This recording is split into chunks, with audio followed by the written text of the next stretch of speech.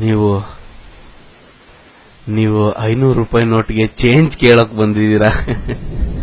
ನನ್ನ ಹತ್ರ 500 ರೂಪಾಯಿ ನೋಟ್ ಇಲ್ಲ ರೀ. ನಿಮ್ಮ ಹತ್ರ ಅಲ್ಲ ರೀ, ನನ್ನ ಹತ್ರ 500 ರೂಪಾಯಿ ಇದೆ ಅಂದಿದ್ದು. ಬನ್ನಿ ATM ಹೋಗೋಣ. ಈ ತಂಪೊತ್ನಲ್ಲಿ ATM ಬಗ್ಗೆ ಯಾಕ್ರಿ ಮಾತಾಡ್ತೀರಾ?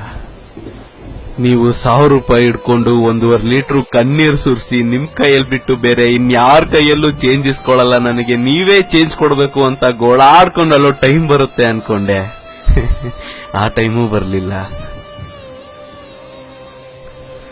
ನನಗೆ ಗೊತ್ತಾಗೋಯ್ತ್ರಿ, ಇನ್ನು ಚೇಂಜ್ ಸಿಗಲ್ಲ. ಯಾಕಂದ್ರೆ ಬ್ಯಾಂಕ್ ಮುಂದೆ ಕ್ಯೂ ಖರಾಬ್ ಆಗಿದೆ ರೀ.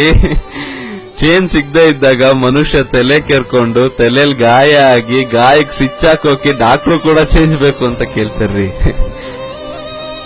ಅಂತದ್ರಲ್ಲಿ ನಮ್ ಜನ ಈ ಮನಿ ಮಷಿನ್, ಮನಿ ಪ್ಲಾಂಟ್, ATM ಅಂತಾರಲ್ಲ, ಅದರಲ್ಲಿ ಕಾರ್ಡ್ ಹಾಕಿ ಪರ ಪರ ಪರ ಅಂತ ಉದ್ದಾಡ್ಬಿಟ್ಟಿದ್ದಾರೆ ಕಣ್ರಿ.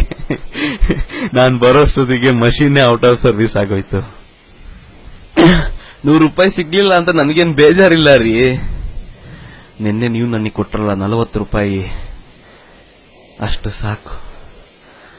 ಅದರಲ್ಲೇ ಟೀ ಬನ್ನು ಬಾಳೆಹಣ್ಣು ತಿನ್ಕೊಂಡು ಹೇಗೋ ಇನ್ನೊಂದೆರಡು ದಿನ ತಳ್ಳಾಕ್ತೀನಿ. ಥ್ಯಾಂಕ್ ಯು ರೀ ನಂದಿನಿ. 10 ರೂಪಾಯಲ್ಲೂ ಹೊಟ್ಟೆ ತುಂಬಿಸ್ಕೊಳ್ಬಹುದು ಅಂತ ಹೇಳ್ಕೊಟ್ಟಿದ್ದ ದೇವತೆ ನೀವು.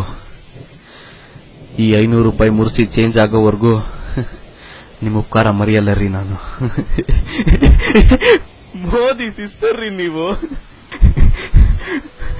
ತುಂಬಾ ನೋವಾಗುತ್ತ್ರಿ, ಆದ್ರೂ ಈ ನೋವು ಒಂಥರ ಸ್ವೀಟ್ ಆಗಿದೆ. No friends, no treat.